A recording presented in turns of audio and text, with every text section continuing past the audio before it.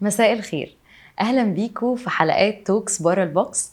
النهارده الحلقه مش عاديه خالص علشان احنا معانا النهارده باشمهندس عماد سمير، سي اي او وفاوندر الينور ماركتنج ايجنسي، مديري يعني. اهلا بيك. اهلا بيك اهلا بيك. حضرتك عامل ايه؟ الحمد لله تمام. يعني البيت اكون عامل ايه بيتك وانا معاكم والشركه يعني شركتك مبسوط. وكل حاجه. طيب، النهارده عندنا خناقه زي الخناقه اللي احنا عملناها قبل كده. فاكر حضرتك؟ احنا عشان اقول للناس يعني احنا من فتره كنا طرحنا الموضوع كده على التيم وبنتكلم عن الاي اي، والتيم اتقسم نصين، نص مع الاي اي وشايف ان الاي اي هيطور من حياتنا ومستقبلنا، والنص التاني شايف انه الاي اي ده هيقضي على البشريه وهيدمر العالم كله. فباشمهندس عماد عنده وجهه نظر واحنا عايزين نتكلم فيها لان الموضوع فعلا شائك، وحاسه ان في ناس كتير ممكن تبقى عندها نفس التساؤلات دي.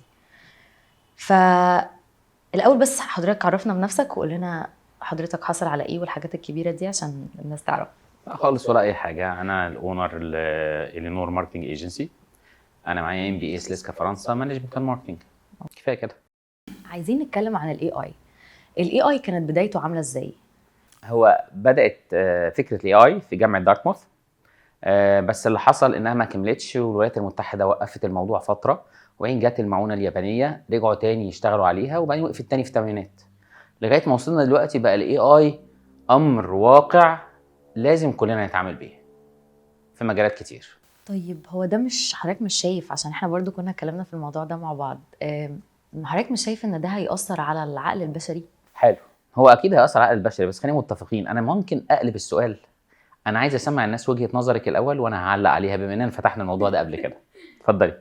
انا شايفه انه الانسان ربنا خلقه هو اللي بيعمل التكنولوجي وهو اللي بيبدع وبيكريت، بس احساسي الداخلي او وجهة نظري البسيطه يعني اللي على قدها انه شايفه ان في يوم من الايام الحاجه دي هتتقلب ضدنا، وهي اللي هتبقى بتسيطر على العالم كله، مهما كنت حاطط لها حدود ومهما كنت محجمها دلوقتي. بس الموضوع ده مش هي يعني انا حاسه هيتقلب ضدنا تماما، مش هيبقى معانا دلوقتي بيخدمنا ودلوقتي تحت طوعنا وتحت قيادتنا، بس الموضوع هيتقلب ضدنا. كلامك صح بنسبة كبيرة، بس مش هو صح مطلق، لان الانسان هو اللي بيتحكم هيعمل ايه بالتول اللي معاه. الاي اي دلوقتي تول قوية، لو انا قلت مش هستخدمها خالص انا رحت. يعني بمعنى اصح، خلينا نفكر بشكل كده، ناخد اكزامبل من الماركت بتاعنا. لو تفتكر نوكيا كان وضعها ايه في السوق؟ كانت التوب. صح. حاليا ايه وضعها؟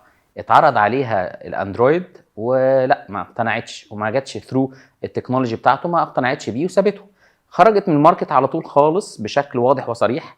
ومين اللي راكب الماركت؟ الاي او اس والاندرويد. هو ده نفس الوضع، اللي مش هيشتغل بالاي اي ومش هيعرف الاي اي هيبقى بره الماركت فعلا وهيقعد في البيت.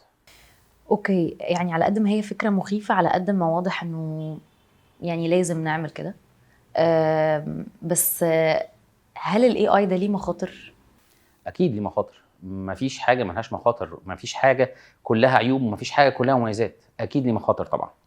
الاي اي بيستخدم في عمليات حربيه، الاي اي بيستخدم في عمليات تجسس. من اقوى اخطار الاي اي او اقوى المخاطر في الاي اي هي استخدامها بشكل ما يحفظش الخصوصيه للفرد. او بمعنى اصح، السمارت تي في اللي عندك، ما هو ده ما فيهوش اي خصوصيه، ما هو ده تكنولوجي. تخيل مع تطور التكنولوجي ويعلى الاي اي، انا هخش في حياتك وهتحكم فيها قد ايه.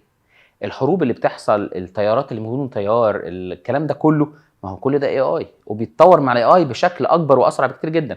احنا بقى هنستخدم من ده قد ايه وهنحتاج منه قد ايه وهنستخدمه ازاي، هي نقطه كده. بس ما اقدرش اقول انا مش هستخدمه، نو واي. بس انا ممكن اتحكم في ده على قدي، على قد وظيفتي، على قد حياتي البسيطة، لكن انا مجبر ان انا امشي في طرق وباثز انا مجبر عليها علشان الدولة او العالم بيتجه دلوقتي ناحية ده، فانا كده ذنبي ايه؟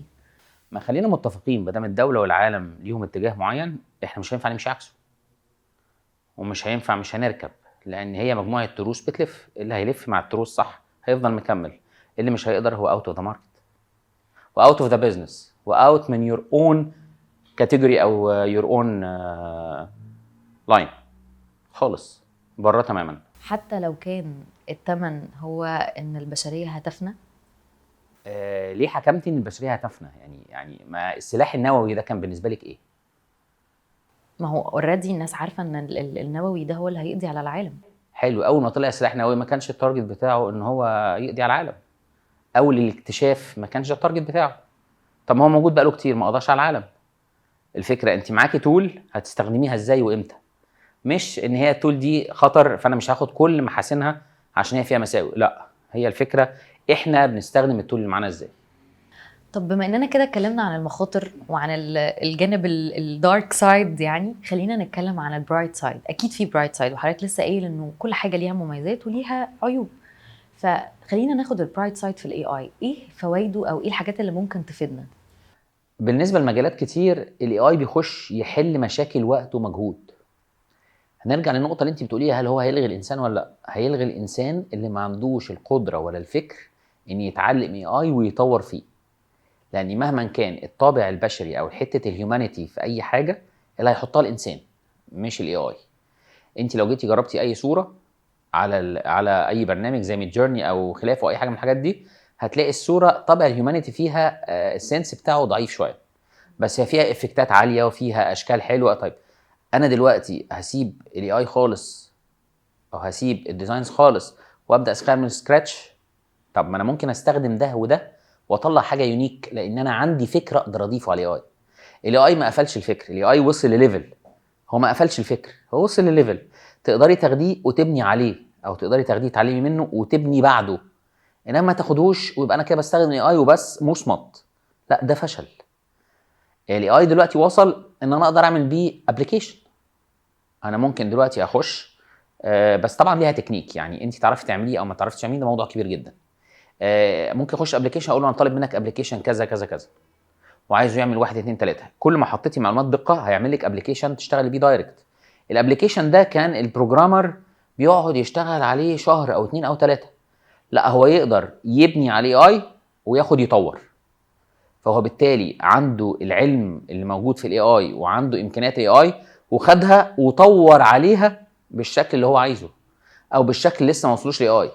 انما لو قلت لا انا مش هشتغل اي اي وهروح بروجرامينج دايركت من سكراتش، طب ما انت هتقعدي قد ايه؟ هتقدري تعملي كام بروجكت في قد ايه؟ وغيرك بيقدر ياخد الاي اي ويطور فيه، هو هيقدم قد ايه وانت قدمتي قد ايه. فهي من ناحيه هيومانيتي لا انت بهدلتي نفسك زياده عن اللزوم قوي، لان انت معاكي تولز تسهل لك الدنيا.